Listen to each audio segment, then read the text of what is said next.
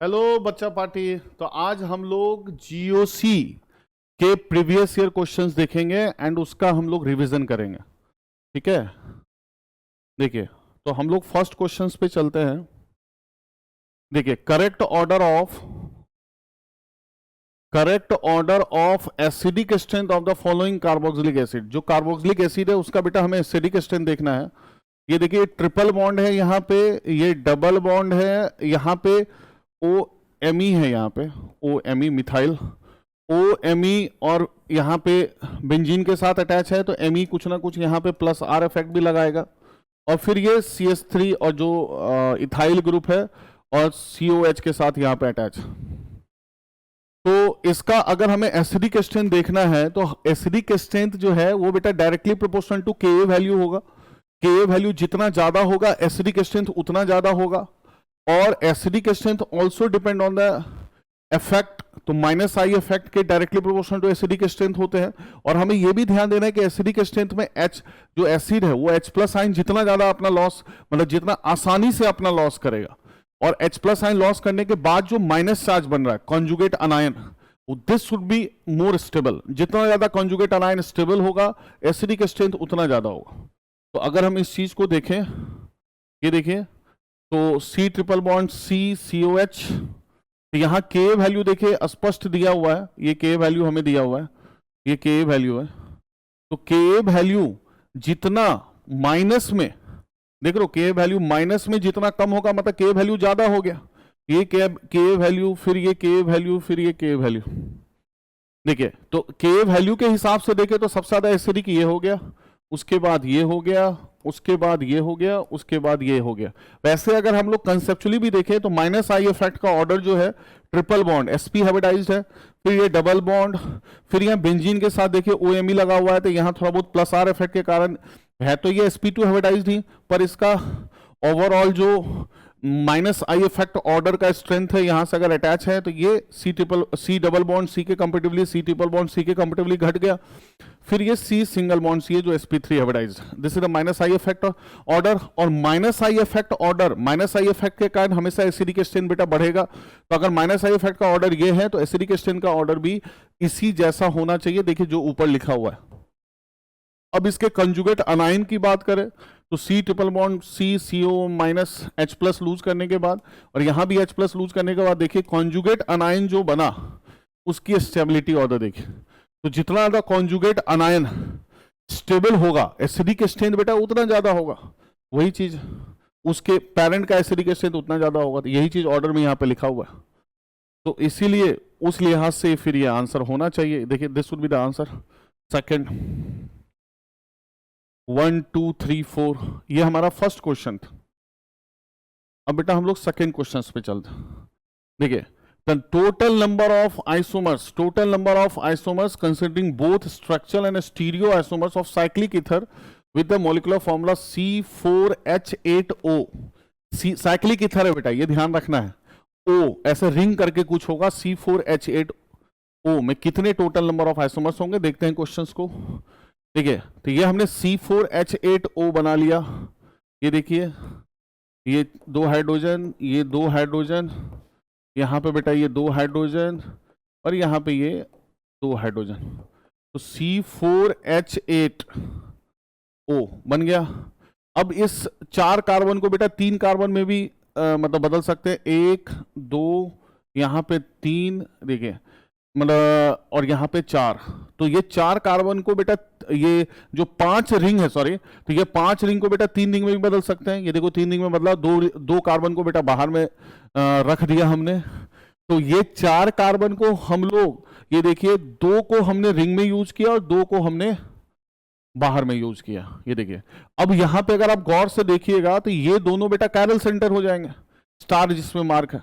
अगर ये Carol centre हो गए तो अब कॉन्फ़िगरेशन इसका 3 टाइप्स हो सकता है, या तो दोनों RR हो, या दोनों SS हो, या हो सकता है RS हो जाए। तो मतलब यहाँ पे 3 आइसोमर्स पॉसिबल है, यहाँ पे 1 आइसोमर्स पॉसिबल है। फिर यहाँ पे आते हैं, फिर से 2 कार्बन रिंग में मैंने यूज किया, 3 रिंग का बनाया, और ये पॉसिबिलिटी है कि एक ही कार्बन पे दोनों मिथाइल ग्रुप लगा दे। तो ये तो बेटा कैरल सेंटर होगा नहीं, इसलिए इसका 1 का कंट्रीब्यूशन हो गया। अब यहां पे ये पॉसिबिलिटी है कि बेटा ये जो मिथाइल है उसको उधर लगाते, ये इथाइल हो गया, और यहां पे ये देखिए स्टार मार्क, यहां पे दो पॉसिबिलिटी है आर एस। फिर यहां पे ये पॉसिबिलिटी है कि 3 कार्बन को मैंने रिंग में यूज कर लिया और 1 कार्बन को बाहर, ठीक है, तो ये हमारा कैरल सेंटर हो जाएगा, क्योंकि बाकी सब जगह तो बेटा दो दो सेम ग्रुप लगा हुआ है, तो वो तो कैरल सेंटर होगा नहीं, इसलिए स्टार है। तो यहां पर भी 2 पॉसिबिलिटी है आर एस। फिर यहां पे सेम कहानी हो गया, ये रिंग हो गया, और यहां पे ये मिथाइल है तो यहां पे ये 1 हो गया, ठीक है। तो ये सेम कहानी हो गया, जस्ट ये देखिए ऑक्सीजन के बगल में यहाँ पे मिथाइल ग्रुप लगा हुआ है, यहाँ पे ऑक्सीजन से दूर लगा है, तो ये कैरल सेंटर ऑलरेडी हम लोगों ने यहाँ पे ये यूज किया। तो टोटल आइसोमर्स आराम से आप काउंट कर सकते हो, ये सारा का सारा हमारा टोटल आइसोमर्स है।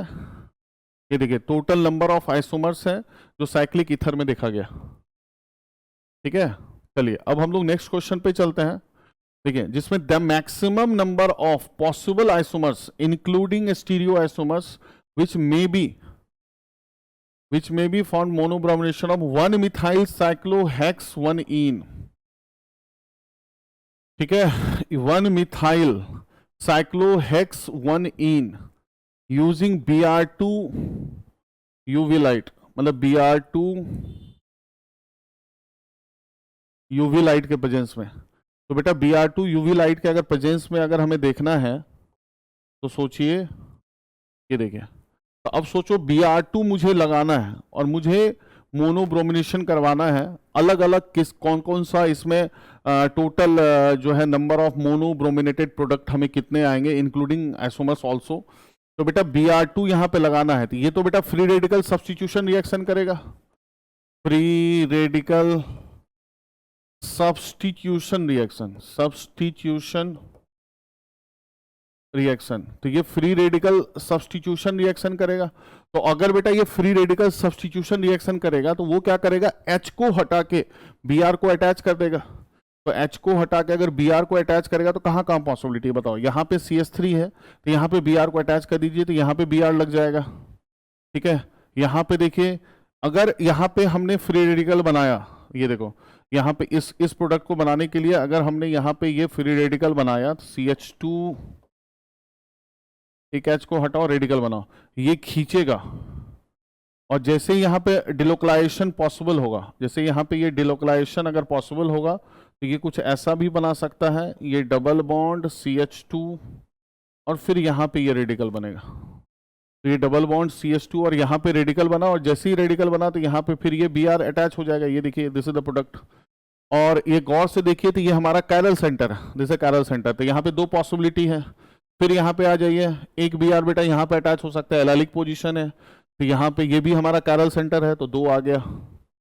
और फिर यहाँ पे ये Br यहाँ पे अटैच हो सकता है, यहाँ पर भी बेटा ये Br अटैच हो गया, ये कैरल सेंटर है।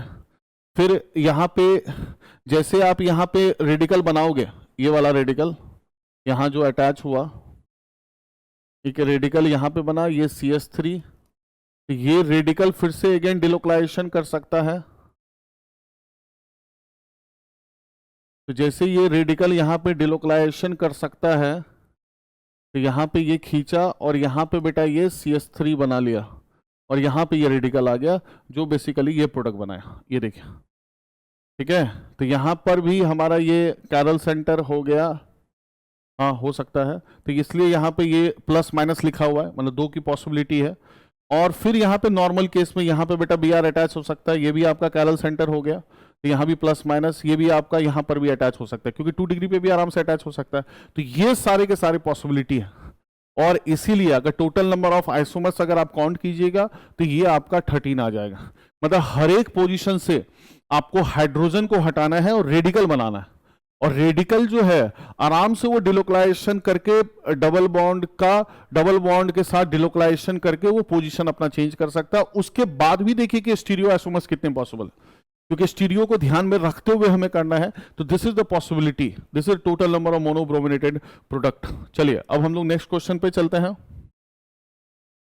अब देखिए, consider the following compound, consider the following 4 compounds 1, 2, 3 and 4, और इसमें आपको ये पता करना है, choose the correct statement, the order of basicity कितने होंगे बेसिसिटी, मतलब बेसिसिटी का ऑर्डर क्या होगा, ये दिया हुआ है।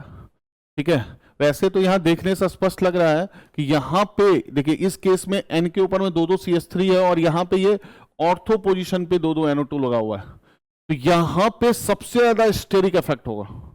और जैसे ही सबसे ज्यादा स्टेरिक इफेक्ट होगा तो इसका मतलब ये n का लोन पेयर जो है ये बेटा इसमें रेजोनेंस में नहीं इन्वॉल्व होगा, तो इसका मतलब इसका बेसिक नेचर तो ज्यादा होना ही चाहिए, तो ये तो वैसे ही गड़बड़ लग रहा है।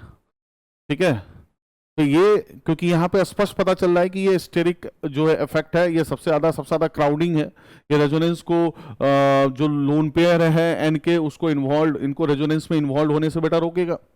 ठीक है, तो magnitude of pKb difference between 1 and 2 is more than the between the 3 and 4। ठीक है, resonance effect is more in third than in 4। Steric effect makes compound 4 more basic than the 2। हाँ, ये देखिए, अब इसको हम लोग देखते हैं। देखिए, तो सबसे पहला चीज ऑर्डर ऑफ बेसिसिटी तो बेटा यही हो गया, 4 सबसे आगे होना चाहिए। ठीक है, वो तो ऐसे ही गलत हो गया था। आप पूरा ऑर्डर लिख पा रहे हो, ठीक है, नहीं लिख पा रहे हो कोई दिक्कत नहीं, क्योंकि पूरा ऑर्डर हमसे नहीं पूछा, सिर्फ हमें चेक करना था, वो तो ऐसे ही पता चल रहा था कि बेटा 4 सबसे ज्यादा होना चाहिए। ठीक है, देखिए 4, उसके बाद 2, उसके बाद 1, उसके बाद 3। चलिए उसके बाद इधर आते हैं, तो इस लिहाज से अगर हमने ऑर्डर ही यहां पे लिख दिया तो सब कुछ पता चल गया।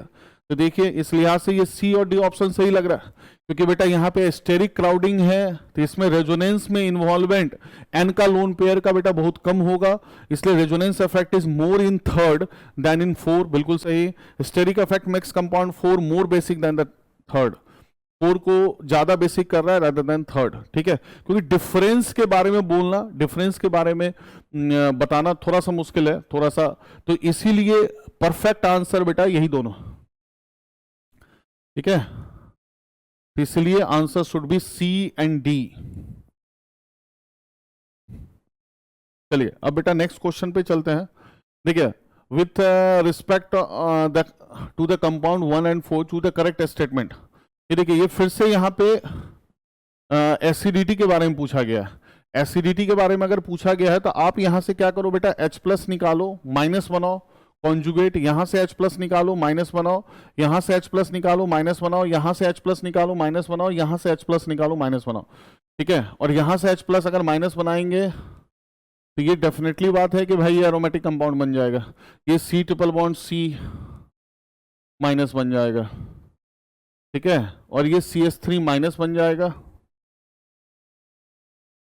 और ये बेंजीन के ऊपर में मतलब फिनाइल या बेंजीन के ऊपर माइनस बन गया, और यहाँ पे 3 साइड से ये रेजोनेंस में मतलब H+ का हटा के माइनस बनेगा, और ये माइनस तीनों साइड से बेंजीन के साथ इन्वॉल्व हो सकता है। ठीक है, अब देखिए, अब इसमें जैसे A है, कॉन्जुगेट बेस ऑफ PS3C है, जो PS3C है उसका जो कॉन्जुगेट बेस है वो बेटा डिलोकलाइजेशन होगा। ये ए स्टेटमेंट बिल्कुल करेक्ट है। ए स्टेटमेंट क्या है, the acidity of the compound in first is due to the delocalisation in the conjugate base, बिल्कुल सही है, क्योंकि बेटा H+ अगर निकालेंगे तो यहाँ पे माइनस बनेगा, और जैसे बेटा ये माइनस बनेगा तो PH3C माइनस बना, तो ये माइनस बेटा यहाँ पे क्या होगा, रेजोनेंस में इन्वॉल्व होगा, डिलोकलाइज होगा। जैसे ही डिलोकलाइज होगा तो इसका मतलब यही हो गया कि acidity of the compound first is due to delocalization in the conjugate base. The conjugate base of compound 4 is aromatic। हाँ बिल्कुल सही है, ये देखिए बेटा एरोमेटिक बन रहा है।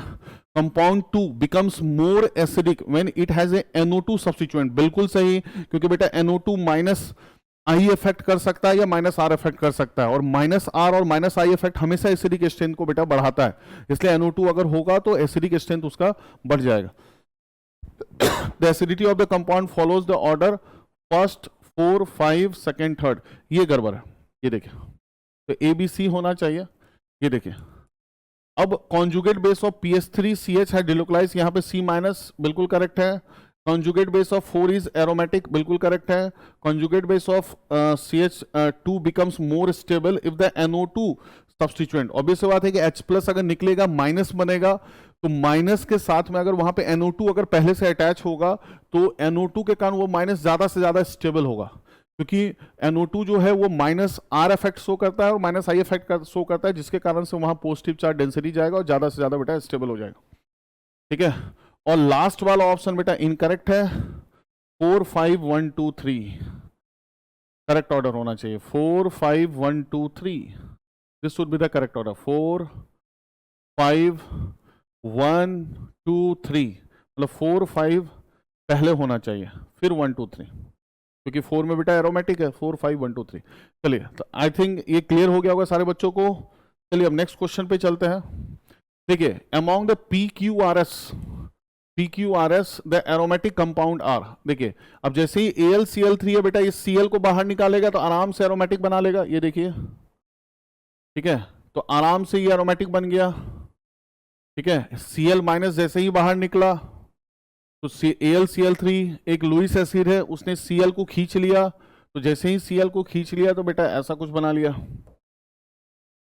ठीक है, NaH सोडियम, ये Na स्मॉल में होगा,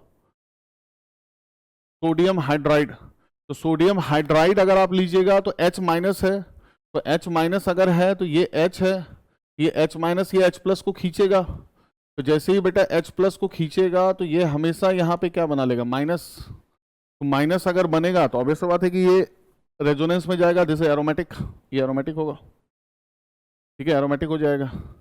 ठीक है, Q भी एरोमेटिक है, थर्ड वाला भी एरोमेटिक, थर्ड वाला भी एरोमेटिक है। कैसे थर्ड वाला एरोमेटिक है, ये देखिए, जैसे NH4 होल ट्वाइस CO3।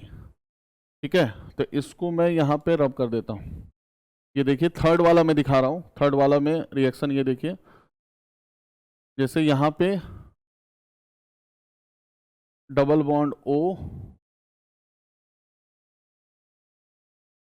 देखिए अमोनियम कार्बोनेट को जैसे ही हीट कीजिएगा तो दिस गिव्स द अमोनिया, ये अमोनिया देगा। याद रखिएगा अमोनियम कार्बोनेट को हीट करने पे बेटा अमोनिया मिलता है, तो जैसे ये अमोनिया बना, ये डबल बॉन्ड O है यहाँ पे, ये अमोनिया बना, ये अमोनिया आके यहाँ पे अटैक किया, और जैसे यहाँ पे अटैक किया तो कुछ ऐसा बना लिया, ये डबल बॉन्ड O, ये डबल बॉन्ड, ये मिथाइल तो इधर ही आ गया। ठीक है, तो ये डबल बॉन्ड NH करके यहाँ पे आ गया, फिर ये जैसे यहाँ पे बना, ठीक है डबल बॉन्ड, फिर ये N का लोन पेयर, ये N का लोन पेयर अगेन जाके यहाँ पे अटैक किया। ठीक है, यहाँ पे जाके अटैक किया और फिर यहाँ पे रिंग का फॉर्मेशन हो गया। ठीक है, और जैसे ये रिंग का फॉर्मेशन हुआ और फिर हीट कर दीजिएगा तो यहाँ जैसे यहाँ पे अटैक किया, ठीक है, तो यहाँ पे ये OH बन जाएगा और रिंग का फॉर्मेशन हो जाएगा। ये बेटा OH बन गया,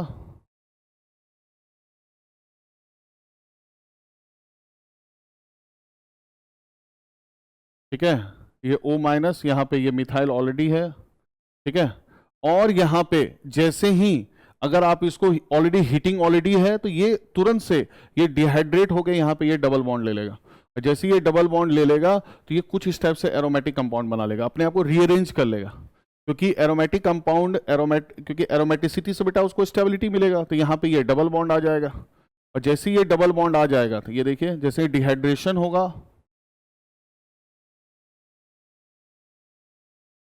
ये डबल बॉन्ड आने दीजिए, यहाँ पर भी डबल बॉन्ड, यहाँ।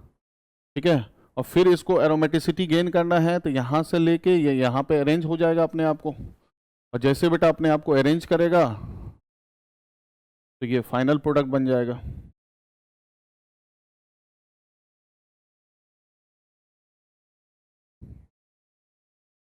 ठीक है, मैं स्पेस कम है तो मैं ऊपर लिख देता हूँ,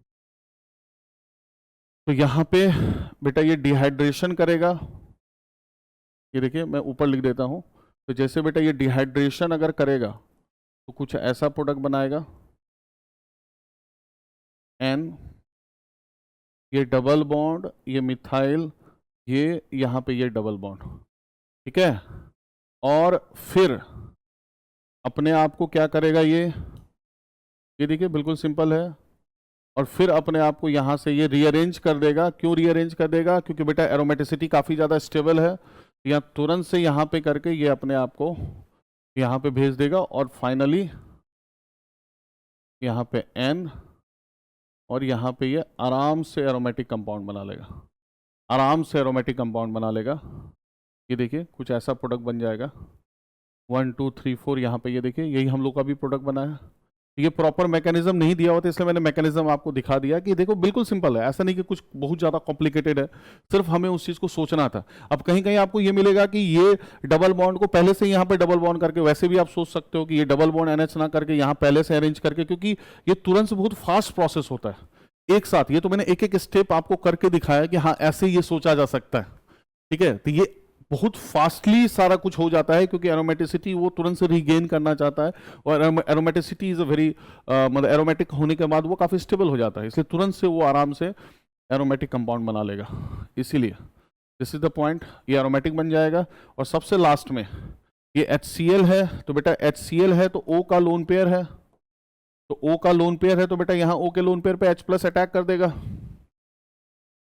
तो जैसे ही अगर बेटा O के लोन पेयर पे जैसे ही अटैक कर देगा, ठीक है, तो देखिए कुछ ऐसा प्रोडक्ट बन जाएगा। तो ये यहाँ पे प्लस आ जाएगा और ऊपर OH आ जाएगा, double bond double bond double bond, ये O है तो यहाँ पे बेटा ये OH+ बनाया और ये खींचा तो ये प्रोडक्ट बन गया। क्योंकि O के लोन पेयर पे अटैक करेगा तो OH+ बना लेगा, खींचेगा कुछ ऐसा बन जाएगा, दिस इज एरोमेटिक प्रोडक्ट। तो आई थिंक सारे बच्चों को क्लियर होगा। ये काफ़ी एरोमेटिसिटी में अच्छा क्वेश्चन आया था, ये जो JEE एडवांस में आया था, तो इस चीज़ को बेटा एरोमेटिसिटी को रिवाइज करने के लिए अच्छा क्वेश्चन था। चलिए अब हम लोग आगे चलते हैं।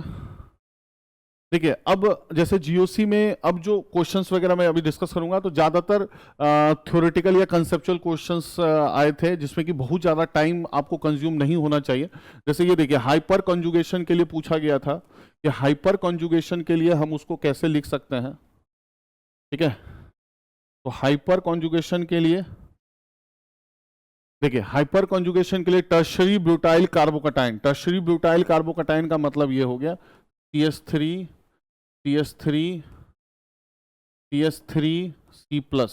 तो बेटा C+ अगर है तो इसके पास बेटा ये खाली ऑर्बिटल है, और यहाँ पे CH3 के पास यहाँ पे क्या है बेटा सिग्मा बॉन्ड है, तो यहाँ आराम से सिग्मा और P इम्पिटी।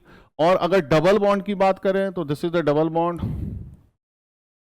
ठीक है। और यहाँ पे अगर हम हाइपर कंजुगेशन वाला हाइड्रोजन लेंगे तो यहाँ पे जाके ये डबल बॉन्ड यहाँ पे आएगा, ये माइनस, फिर यहाँ पे डबल बॉन्ड। तो ये बेसिकली क्या होता है, जब माइनस बनता है तो बेसिकली वो उतना ज़्यादा स्टेबल नहीं होता है, और उसका मूवमेंट जो है ये पाई स्टार में हो जाता है। तो सिग्मा से, क्योंकि सिग्मा बॉन्ड इन्वॉल्व हुआ बेटा, तो सिग्मा से ये पाई स्टार में मूवमेंट हो गया। तो ये डबल बॉन्ड के लिए सिग्मा से पाई स्टार, ये देखिए A should be the answer, sigma से पाई स्टार। और हाइपर इसके लिए टर्शरी ब्यूटाइल कार्बोकटाइन के लिए, क्योंकि इसके पास यहाँ पे खाली ऑर्बिटल है, इसलिए यहाँ पे P इम्पिटी ऑर्बिटल, तो सिग्मा से P इम्पिटी, सिग्मा से पाई स्टार। चलिए नेक्स्ट क्वेश्चन पे चलते हैं। Total numbers of stable conformers non zero dipole moment of the following compounds. देखिए इसका कन्फर्मर्स बनाया गया अलग अलग, और बेटा जनरली जो स्टैगर्ड फॉर्म में होते हैं वो ज्यादा स्टेबल होते हैं, ठीक है। तो देखिए ये सारे के सारे इसके कन्फर्मर्स हैं। ये देखिए 60 डिग्री पर रोटेट किया तो ये कन्फर्मर्स बना, फिर रोटेट किया तो ये आराम से ये कन्फर्मर्स बना। तो ये देखिए इसमें आप 2 3 4 को देखिए, ये आपको नहीं लग रहा स्टैगर्ड फॉर्म में है, तो ये सारे के सारे जो है स्टेबल कन्फर्मर्स है, जिसका नॉन जीरो डायपोल मोमेंट होगा, क्योंकि ये देखिए कोई भी एक दूसरे मतलब जो है पूरा का पूरा कैंसिल आउट होगा तभी वो जीरो डायपोल मोमेंट आएगा। तो पूरा का पूरा कैंसिल आउट बेटा वेक्टर जो है ना, क्योंकि डायपोल मोमेंट बेटा वेक्टर क्वांटिटी है, कैंसिल आउट करेगा तभी होगा, यहाँ कैंसिल आउट नहीं कर रहा है, तो इसलिए 2 3 4 आज stable conformers having non zero dipole moment, ठीक है। चलिए हम लोग नेक्स्ट क्वेश्चन पे चलते हैं। देखिए acidic hydrolysed of the ether Son below is fastest, किस केस में सबसे ज्यादा होगा, फास्टेस्ट एफ है ये, किस केस में सबसे ज्यादा होगा, ये बेटा ईथर है, ईथर में आप एसिडिक हाइड्रोलाइसिस करवाइएगा, तो जैसे बेटा ईथर में एसिडिक हाइड्रोलाइसिस करवाइएगा तो यहाँ पे OH बना और ये ROH बन के निकल गया। तो एसिड जब ईथर हम लोग करवाते हैं तो यहाँ पे बेटा ये OH+ बनता है, और फिर ये OH+ यहाँ से खींचेगा, और यहाँ पे जैसे ये खींचेगा तो यहाँ पे बेटा ये कार्बोकटाइन कुछ ऐसा बन जाएगा, ये PH, यहाँ पे PH, यहाँ पे पीएच और ये कार्बोकटाइन यहाँ पे बन जाएगा। अब सोचो कार्बोकटाइन कब ज्यादा स्टेबल होगा बेटा? कार्बोकटाइन तब ज्यादा से ज्यादा स्टेबल होगा तो जितना ज्यादा प्लस आर ग्रुप लगेगा उतना ज्यादा कार्बोकटाइन स्टेबल हो जाएगा। देखिए तो यहाँ पे ये देखिए, तो यहाँ पे जितना ज्यादा ये देखिए strong E donating group increases the stability of the कार्बोकटाइन, क्योंकि कार्बोकटाइन बन रहा है। अब सोचिए कब होगा स्ट्रॉन्ग ई डोनेटिंग ग्रुप? तो 1 phenyl group is replaced bye methyl group. नहीं, मिथाइल ग्रुप तो उल्टा बेटा कार्बोकटाइन को फिनाइल के कंपेटिबली और घटा ही देगा, गड़बड़ है। 1 phenyl group is replaced by the paramethoxy phenyl group. Paramethoxy मतलब ये हो गया, पैरामिथॉक्सी मतलब OCH3 फिनाइल ग्रुप। हाँ ठीक है, इसमें कुछ बढ़ेगा। 2 phenyl group are replaced by the 2 paramethoxy. हाँ, जितना ज्यादा यहां से अटैचमेंट होगा तो जितना ज्यादा पैरामिथॉक्सी ग्रुप आएगा, क्योंकि पैरामिथॉक्सी ग्रुप बेटा यहां पे क्या करेगा, ज्यादा से ज्यादा बेटा यहां पे प्लस आर इफेक्ट शो करेगा। स्ट्रॉन्ग डोनेटिंग ग्रुप है, स्ट्रॉन्ग इलेक्ट्रॉन डोनेटिंग ग्रुप है, मतलब उतना ज्यादा वो निगेटिव चार्ज डेंसिटी फेंकेगा।